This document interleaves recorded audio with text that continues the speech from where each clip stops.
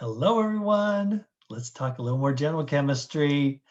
We're going to go over the last part of equilibrium reactions, reversible reactions, by describing a very important topic. This is called Le Chatelier's principle. It's French. I'm probably not saying it correctly. So here it is spelled out, Le Chatelier principle. And it was originally said in French, and the French was translated to English. So there's actually lots of translations. Here's one way to translate Le Chatelier's principle. If a chemical equilibrium is disturbed, changes will occur to reestablish equilibrium.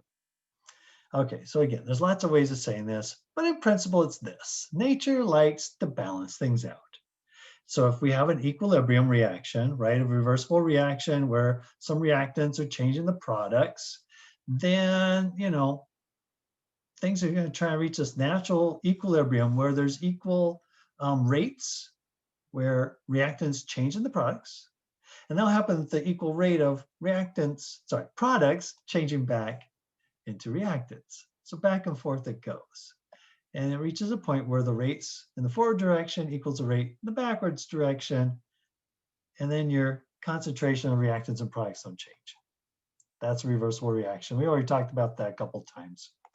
And it happens in other systems too. So here's two tanks of water, a left tank and a right tank, and they're connected at the bottom by a tube. This is supposed to represent, at least this is my idea, this is supposed to represent an equilibrium reaction.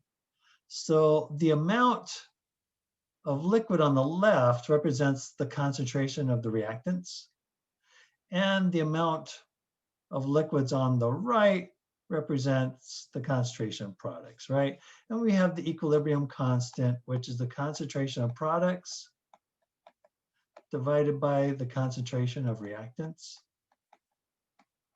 And there's some balancing point, right? This number is constant after the system reaches equilibrium. Okay, so we got an equilibrium that has been established, and now we're gonna mess with it, right? So we got these two tanks of liquid, and someone's gonna dump in a big container. What is this, a beaker? Is this a pail of water? Whatever. Significant amount of water. We're gonna dump it on the left side. And for an instant, this side has more than this side. It's not at equilibrium. So does nature say, yeah, that's fine, whatever? No, it's gonna balance itself out. What's gonna happen is this extra weight is gonna push down and liquid's gonna flow through this pipe and come out the other side. I should change my font color so you can see that. But you understand, right? The left side's taller. Water is gonna flow to the right. It's naturally taking place. It's a natural change that occurs in the system. And afterwards, while you still have more reactants than what you started with, right? So this volume where you started with, it increased. Sure, it did. There's more here, but the products also increased. After it reaches equilibrium, both sides are now at the same height. And it doesn't only happen when you add stuff, right? It happens when you remove it too. So if you take in your pail, empty pail, and you scoop out some water, well, for an instant, the left side doesn't have as much as the right side. It's not at equilibrium. So naturally what takes place is water flows from the right side to the left, and they level off again. And you can see that, hey, initially you had this much reactants, and afterwards you have less. You also had more products, and afterwards you have less. System's at rest now, equilibrium, not at rest, it's at equilibrium.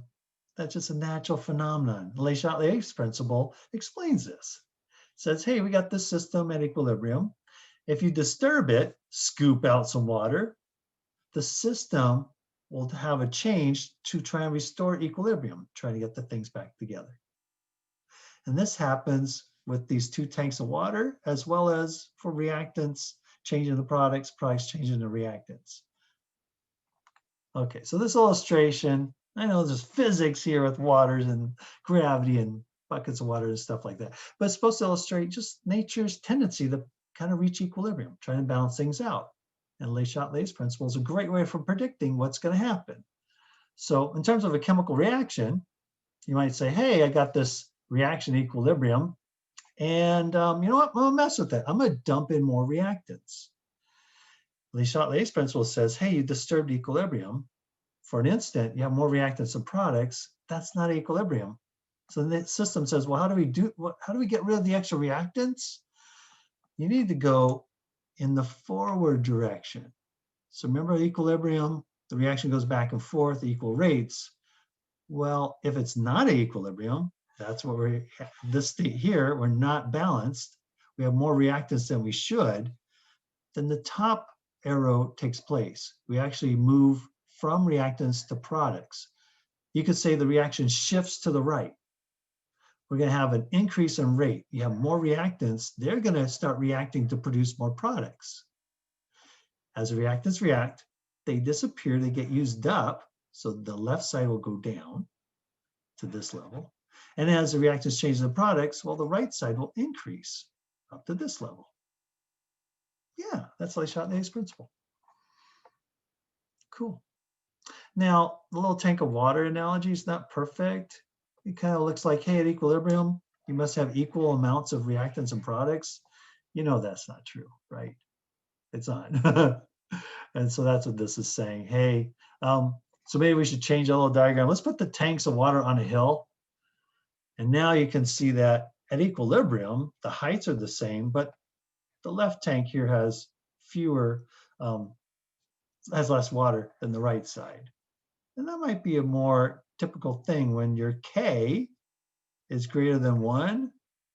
You'd say, hey, the numerator is bigger than the denominator. We have more products than reactants. And that's what this diagram is representing. This side of the tank has more water than the left side of the tank.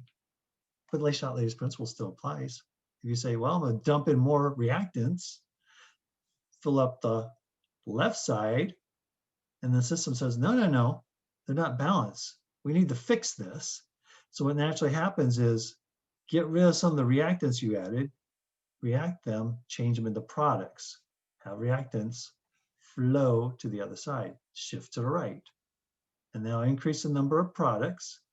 And then the temporary super increase in the reactants will go down.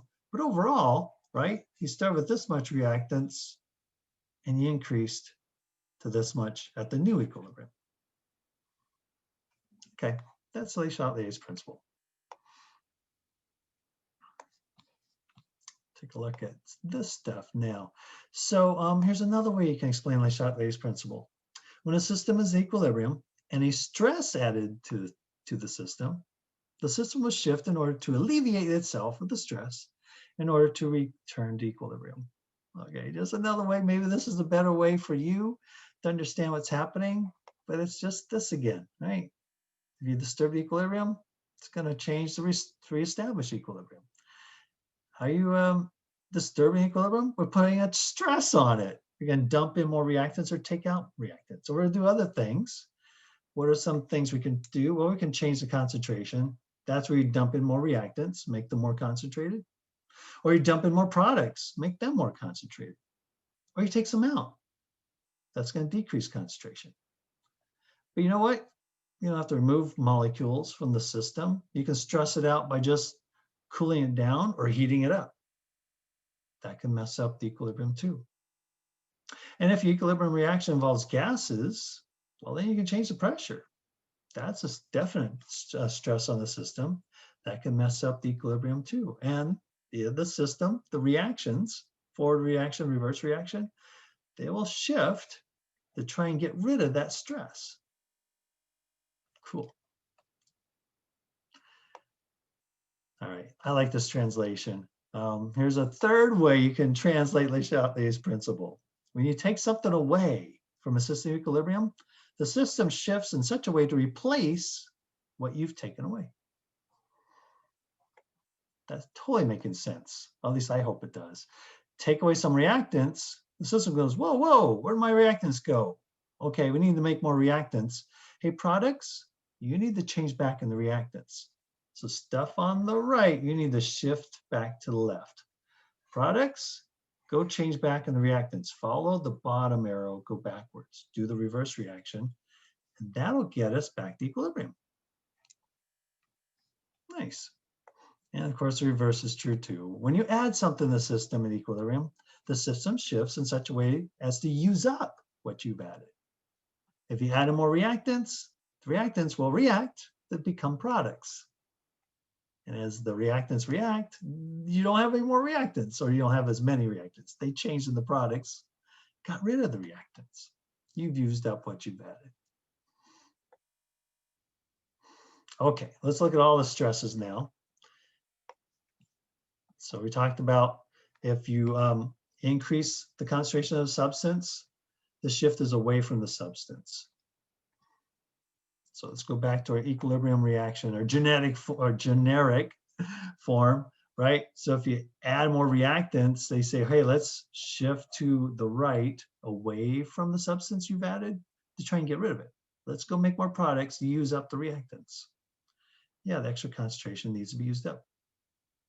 If you take stuff away, let's take away the reactants. Hey, well, products, go restore the reactants that were removed. Products shift to the left, change back into reactants.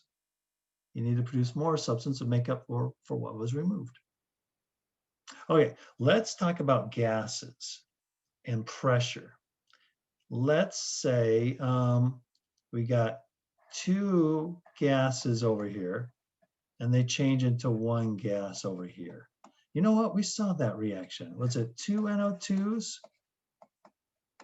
changing into the N2O4 molecule? Yeah, let's use that reaction specifically. Okay, we had that flask sitting in ice, I think it was, round bottom flask, and it was light brown or dark brown, I forget what color. And you change the temperature and this equilibrium will shift. That's what we're going to do next. Let's squeeze on it first.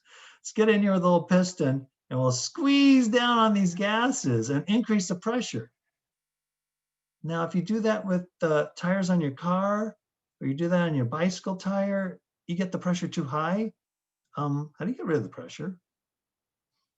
You bleed out some air, right? You press down the valve and let air out. Well, the reaction can't pull the stopper out and relieve the pressure. Instead, try and get rid of the gases another way, kind of bleed them out. So if you increase the pressure, well, how you get rid of pressure? Let the air out. Well, the reaction says, or nature says, hey, two gases, you change back into one gas. So now there's fewer gas molecules. So shift to the side with fewer gases. So increase the pressure. The equilibrium says, whoa, whoa, whoa, it's too much pressure. Get rid of some gas, get rid of some pressure, get rid of the extra air by changing, shift to the side that has fewer gas molecules. So two of these, why don't you react to form one? And now there's fewer molecules of gas in the system, and that will reduce the pressure. And what if you had your container and you open it up in a big vacuum chamber, and now there's more volume in here, and overall there's a decrease of pressure. Inside the container is nice and snug, nice pressure, and then you open up and there's not enough pressure. The system kind of freaks out. We're decreasing the pressure, and the system says, whoa, whoa, whoa, let's get that pressure back up. Hey, one gas, why don't you shift back to the left and make two gases? And let's build up the number of gas molecules and build up the pressure. Cool, so that's what happens. Shift to the side with more gas molecules if you decrease the pressure. Try and get the pressure back up by adding more gas molecules. Shift to the side of the equilibrium. In this case, shift to the left, where there's two gas molecules, where you start with one. Okay, next idea, let's increase the temperature. Okay, for this, you need some more information. You need the heat of reaction. Specifically, you need to know if it's endothermic, a positive number, which means that reactants will absorb heat to change in the products, or is the reaction exothermic, be the fire. As the fire burns, it releases heat energy and it's exiting the system. Yeah, so the heat of reaction, delta H, is negative, energy is being lost. A fire produces heat energy. It's a product. So we need to know that. So let's say it's an exothermic reaction. Now let's do endo. Yeah, let's do endothermic. Here we got generic reactants and generic products. And let's say it's endothermic, which means, hey, reactants, you need some heat energy. In other words, it's as if heat is a reactant. Add heat to the reactants. It's endothermic, which means the heat needs to be absorbed by the reactants so they can change in the products. And now at equilibrium, that's what's happening. Reactants change the products, products change back to reactants. Every time the reactants react to form products, they need a little heat energy to do that. So it's at equilibrium, it's all nice and balanced. And then we mess it up with the stress. We increase the temperature. How do you do that? You add more heat. And nature says, whoa, whoa, whoa, now it's too hot. Let's get rid of that heat. Heat is a reactant. Let's use it up. Shift to the right and have more reactants use some heat, and that'll help lower the temperature. Reactants need the heat to be absorbed so they can change the product. So let's do that more often to get rid of some of that heat energy. And the reverse is true. If you decrease the system and it's still endothermic, it's endothermic. It's like, whoa, whoa, it's getting too cold. It's decreased temperature. We need to make more heat. So products change back to reactants and heat will then be produced, right? If the heat is absorbed by the reactants and then they change the products, if you take the products and break them back down to reactants, the heat will come back out. So if you chill the temperature, decrease the temperature, the reaction shifts from products back to reactants, so heat can be supplied. Now that's only true if it's endothermic, right? If it's exothermic, then where's the heat? It's being made, it's being released as reactants change in the products. Heat is a product in that case, if it's exothermic. Now what? Well, if you increase the temperature, whoa, whoa, it's getting too hot, get rid of this heat. Well, to get rid of the heat, products absorb that heat and change back into reactants. So now it shifts to the left to get rid of the heat, right? Or it's for increasing the temperature. Now, if it's too cold, oh, the system says, whoa, whoa, whoa, we need more heat energy. We need to warm back up. So reactants, you go produce more heat, make more products, shift to the right. It's exothermic, go release some heat, and that'll help raise the temperature back up. Nice. Okay, and Lay's principle just says, hey, whatever you're doing, shift left to right, reactants to products or products to reactants to get rid of what you just did.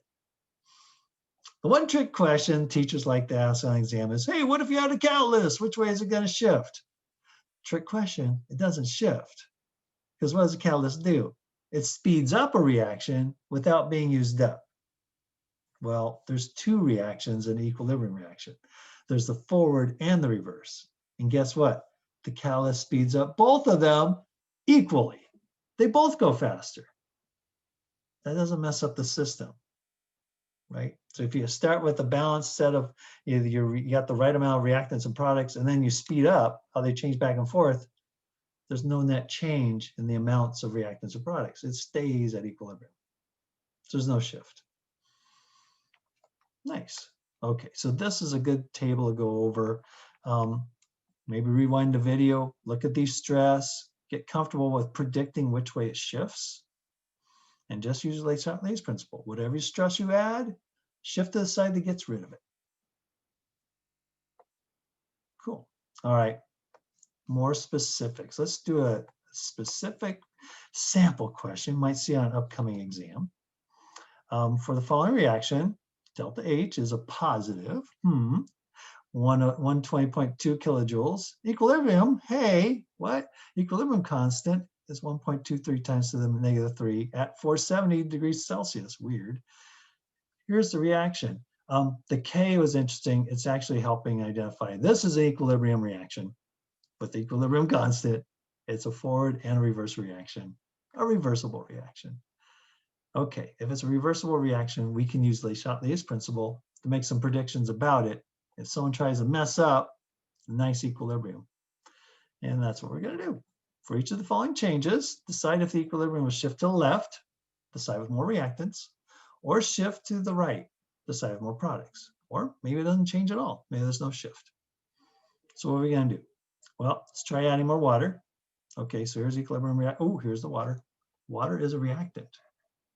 What happens if you add more water as steam to this reaction?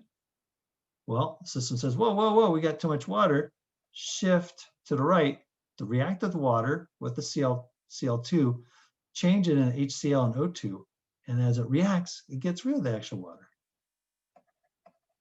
So we want to shift to the right. What if you take away some chlorine, Cl2? Well, the system says, whoa, where'd that chlorine go? Hey, you two, go make more. Go backwards. So 4 HCl's react with 1 O2, and you'll get out 2 Cl's, 2 Cl2 molecules. So if you remove it, system then shifts to the left to reactant side to go make the chlorine that were removed. Tries to undo the change. What happens if you heat it up? Ooh, if you heat it up, that's increase in the temperature. We didn't know whether it's endo or exothermic. And that's what this is given. Delta H is a positive amount. That's endothermic. If it's endothermic, is heat a reactant or is heat a product? Endo means it's going into the reaction to make products. That acts like a reactant. It's endothermic. Heat energy is absorbed to make the reactants change in the products. And what we're going to stress it about it, we're going to put a fire to this, heat up the system. System says, whoa, whoa, whoa, we're already at 470 degrees. We don't want to be any hotter. Get rid of some heat. How do you get rid of heat? React it, change it into products. So heat, go combine with 2 Cl2s and 2 steam molecules and absorb that heat as you convert to the products. Use up the heat by going forward, and that's shifting to the right. Cool. All right, now we're going to compress the container to increase the pressure. So it says, whoa, whoa, whoa, it's too much pressure. Bleed the air out of the tires. Shift to the side with fewer gas molecules, right? So we're compressing it, increase the pressure. No, try and reduce the pressure. How do we do that? Well, there's 2 and 2. There's 4 gases on this side, the reactant side, and then there's 4 and there's 1. These are all subscript G, right? Everybody's a gas. There's 5 gas molecules on the product side, so let's get rid of them. Products, you change back the reactants, and then we'll have fewer gas molecules. That's as if we're bleeding the air out of the inner tubes. Shift to the left, side with fewer gas molecules. Yeah? If someone throws in a catalyst, no change, right? We won't fall for that trick question. Cool. That's all for now. I will see you in the next video.